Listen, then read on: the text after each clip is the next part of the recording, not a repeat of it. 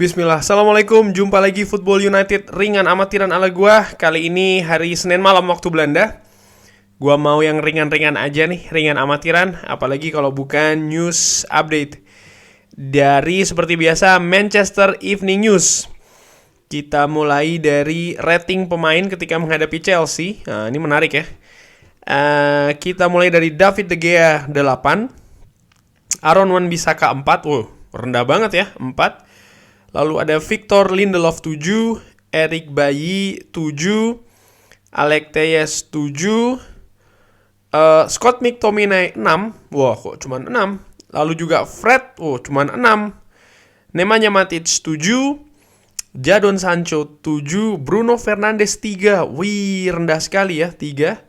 Marcus Rashford 5. Lalu Cristiano Ronaldo 5, Jesse Lingard 5. Michael Carrick 6. Wah, menarik nih.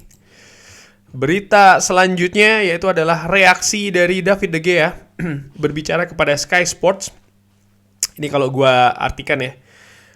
Kita sudah berkembang ketika menghadapi, atau kita sudah lebih baik ketika menghadapi Villarreal. Kita menang, kita lolos, dan sekarang kita baru saja bermain menghadapi tim yang sangat bagus dan kita tanding away. Usaha dari tim hari ini cukup bagus, dan ya kalau gua simpulkan ya, rangkum ini kurang lebih memang David De Gea ini melihat, dan yang bikin dia puas selain hasil juga itu tadi bagaimana tim ini bisa bekerja dengan keras, berusaha dengan keras juga secara tim, dan gua setuju, dan seperti yang gua bilang di preview gua, bahwasanya hasil itu buat gua nomor 2. Nomor 1 gua ingin melihat bagaimana pemain Manchester United ini bereaksi, artinya mereka bisa bermain dengan semangat, determinasi tinggi, mau ngejar bola, dan lain-lain ya, bermain tanpa lelah, dan itu yang ditunjukkan ketika menghadapi Chelsea, dan ini yang membuat gua jadi optimis untuk Manchester United ini kaitannya dalam menghadapi pertandingan-pertandingan selanjutnya ya. Berita lainnya adalah, wow, ini dia nih berita yang lagi heboh ya, yaitu adalah sudah resminya manajer baru dari Manchester United. Ini sudah dikonfirm langsung dari Manchester United ya, dari websitenya juga dari sosial medianya. Nah, bagaimana gua melihat ini? Gua melihat artinya pertama, dia sudah bisa jadi manajer ketika Manchester United menghadapi Arsenal hari Kamis malam waktu Belanda, atau hari Jumat dini hari ya waktu Indonesia. Tapi apakah akan ada perubahan yang drastis atau signifikan? Gue sih tidak melihat ke arah sana ya, karena praktis tim ini punya 3 hari untuk masa persiapan sebelum menghadapi Arsenal, dan menurut gue sangat riskan sekali kalau memang ada perubahan yang terlalu drastis, yang terlalu banyak kaitannya dengan yaitu tadi komposisi tim, strategi, dan lain-lain. Kalau menurut gua dengan amatiran nanti akan ada kompromi nih mengenai bagaimana tim akan bermain, formasi, gaya bermain, strategi, taktik, dan lain-lain dari tim kepelatihan Michael Carrick dan kawan-kawan, pun juga dengan bagaimana Ralf Rangnick biasanya main ya, bagaimana dia melihat permainan Manchester United, bagaimana dia melihat permainan tim lawan, karena kan gua yakin sih, ini walaupun asumsi gua, dia juga pasti sudah melihat lah bagaimana Manchester United bermain menghadapi Chelsea dan lain-lain. Dia sudah tahu kira-kira apa yang akan diperbuat di tim ini. Tapi menurut gua untuk melakukan perubahan yang terlalu drastis itu sangat riskan, bahkan bisa jadi akan sangat berbahaya jadi bagi tim ya. Jadi menurut gua akan ada kompromi, dan kompromi inilah yang menarik untuk dilihat hari Kamis malam besok menghadapi Arsenal. Lalu secara general kalau gue melihat keputusan manajemen mendatangkan Ralf Rangnick ini, di mata gue ya ringan amatiran, menunjukkan bahwasannya manajemen klub Manchester United ini melihat jangka menengah, bahkan jangka panjang. Mereka tidak melihat di jangka pendek, apalagi yang instan ya, bagaimana memperoleh trofi dan lain-lain dalam jangka waktu yang pendek. Karena apa? Jika itu yang memang dilihat oleh manajemen Manchester United, maka dia tidak akan mengambil Ralf Rangnick. Mereka akan lebih suka mendatangkan pelatih dengan track record trofi yang lebih bergelimang. Dan pilihan itu kan banyak sebenarnya ya. Cuman dipilihlah seorang Ralf Rangnick yang notabene tidak bergelimang trofi, tapi dia ini bergelimang pengetahuan, bergelimang sistem, bergelimang rencana-rencana, bergelimang apalagi ya, bagaimana cara membangun klub dan lain-lain. Jadi lebih ke sana, dan hal-hal seperti ini kan hal-hal yang tidak instan atau tidak jangka pendek, minimal menengah, bahkan bukan tidak mungkin ini akan memakan waktu yang mungkin agak sedikit panjang. Ini memang yang menurut gue perlu dilakukan saat ini oleh Manchester United. Artinya apa? Artinya sebagai supporter atau fans ya, apapun itu, ya kita harus sadar hal ini.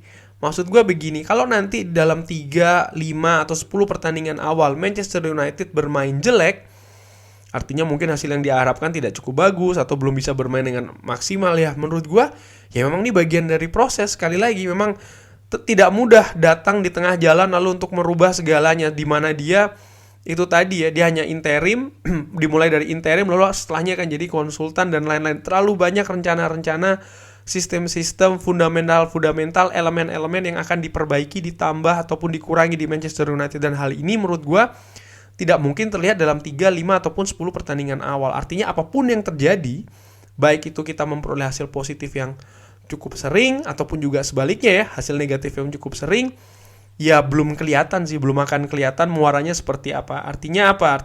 Apabila kita banyak menangnya, lalu kita bisa berpikiran oke, kita akan memenangkan sesuatu akhir musim ini, walaupun gue harapin seperti itu, tapi menurut gue ya tidak seperti itu juga gue melihatnya ya.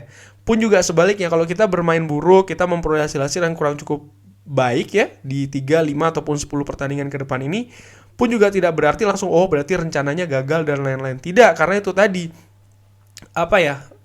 perannya dia ini jauh lebih besar daripada itu, dan ini membutuhkan waktu sih. Nanti kaitannya dengan penunjukan manajer baru ya kan, bagaimana dia harus mengadaptasi supaya pemain ini bisa main dengan sistem yang dia inginkan, gegenpressing. Tapi kan gegenpressing menurut gue juga yang akan beradaptasi juga dengan kondisi tim, karena kan tidak mungkin juga dipaksakan ya kan. Belum lagi pemain mana yang cocok akan masuk ke sistemnya dia, bagaimana pemain yang tidak cocok, bagaimana pemain yang akan didatangkan. Hal-hal seperti ini kan tidak mungkin bisa terlihat di 3, 5, ataupun 10 pertandingan ke depan. Jadi menurut gua balik lagi, PES, P-nya patient atau sabar ya, bukan passion tapi patient, sabar. Lalu E-nya itu adalah enjoy. Lalu S-nya adalah support. Ya sudah, kita sabar, kita nikmati aja perjalanan ini dengan tetap selalu mensupport manajer, dengan tetap selalu mensupport pastinya Manchester United. Kurang lebih demikian ya, gua menanggapi ringan amatiran ala gua ini ya, menanggapi telah resminya Ralf Rangnick menjadi manajer dari Manchester United ya. Ini ada Twitter yang cukup menarik dari seorang Gary Neville, mengatakan, "Selamat datang Ralf Rangnick di klub terbesar di dunia. Kontrak 6 bulan untuk melatih klub. Kontrak 6 bulan untuk melatih tim. Kontrak 2 tahun untuk melatih klub." Nah, sekali lagi, kontrak 6 bulan untuk melatih tim. Kontrak 2 tahun untuk melatih klub. Klub itu artinya ya bisa diartikan ya, ini menurut gue smart nih dari Gary Neville. 6 bulan untuk melatih tim, 2 tahun untuk melatih klub. Ya karena memang klub kita butuh dilatih juga ya. Kalau dilihat sepeninggal Sir Alex ini kan banyak sering salah langkah lah kurang lebih ya. Mudah-mudahan bisa diperbaikin ke arah yang seharusnya oleh seorang Ralf Rangnick. Dan menurut gue sekali lagi, ini akan memakan waktu, ini akan butuh proses yang menurut gue juga tidak mudah ya. Tidak ada berita lain sini, sebagian besar didominasi oleh kedatangan seorang Ralf Rangnick, dan gue nggak mau bahas satu-satu. Oke, ini aja nih dari The Mirror mengabarkan kalau gue rangkum aja nih, bagaimana posisi Cristiano Ronaldo di tangan Ralf Rangnick, karena menurut The Mirror ini Ralf Rangnick ini lebih mengutamakan development dibandingkan perkembangan dibandingkan dengan pemain yang sudah jadi.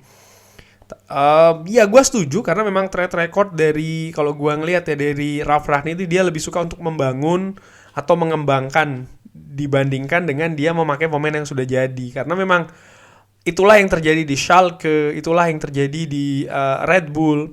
Tapi jangan lupa, dia juga belum pernah loh melatih tim yang sudah banyak talenta di dalamnya, artinya bintang-bintang di dalamnya. Dan menurut gue, ini tidak akan serta-merta berarti bahwasanya dia akan menyapu nih para bintang-bintang yang sudah ada di Manchester United. Ringan amatiran ala gue, mungkin yang akan terjadi justru dia akan mencari satu sistem di mana sistem ini bisa mengadaptasi ini tadi nih pemain-pemain seperti Cristiano Ronaldo dan lain-lain. Karena apa? Untuk menyingkirkan katakanlah Cristiano Ronaldo ini juga tidak mudah. Katakanlah memang dari sisi taktik, strategi mungkin bisa mungkin begitu ya. Tapi menurut gue begini, Cristiano Ronaldo ini pemain dengan gaji tertinggi loh. Manajemen mendatangkan dia dengan tidak cukup dengan susah.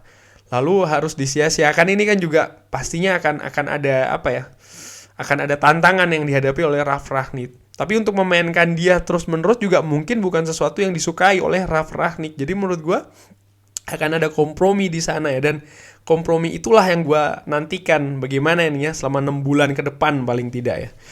Cukup menarik. Oke, kita tutup news update hari ini dengan Ballon d'Or. Jadi dimulai dari Copa Trophy Ranking ini, Mason Greenwood masuk ke peringkat kelima. Ya, menurut gue ini cukup bagus bagi seorang Mason Greenwood. Pemain yang memang banyak dipuji oleh banyak pihak ya sebagai talenta yang cukup bagus. Salah satunya ya dari Sir Alex Ferguson sendiri ya, luar biasa. Dan gue harapin sih Mason Greenwood ini bisa bermain sesuai porsinya, artinya tidak terlalu sering dieksplorasi juga ya oleh manajer selanjutnya nih Ralf Rangnick. Karena apa?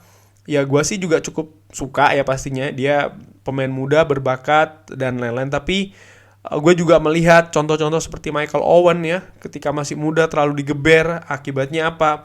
Belum mencapai usia emasnya dia sudah itu tadi sering cedera dan lain-lain, terlalu seringnya, terlalu dipaksakannya, terlalu digebernya dia ketika dia masih muda. Mudah-mudahan ini tidak terjadi di Mason Greenwood. Sekalipun pemain-pemain muda seperti gue bilang sebelumnya ya, Ralf Rangnick itu suka dengan tipe-tipe pemain yang butuh dikembangkan lagi ya kan. Pemain-pemain yang itu tadi belum begitu jadi benar. Jadi menurut gue pemain-pemain seperti Jadon Sancho yang masih muda ya kan, Mason Greenwood, Donny van de Beek ini akan mendapatkan sesuatu yang mungkin cukup positif ya bagi karirnya mereka. Kita lihat saja. Dan kabar terakhir adalah ya Cristiano Ronaldo di peringkat ke-6 Ballon d'Or, dan tahun ini dimenangkan oleh Lionel Messi. Dan sementara pemain yang gue jagokan justru hanya di peringkat kedua, yaitu adalah Lewandowski. Ya menurut gue ringan amatiran ini memang agak aneh sih ya Ballon d'Or, tapi ya sudahlah, ini yang sudah diputuskan. Kita lihat aja. Thanks for watching, kurang lebih demikian. Jangan lupa like and subscribe and enjoy your day. Wassalamualaikum warahmatullahi wabarakatuh.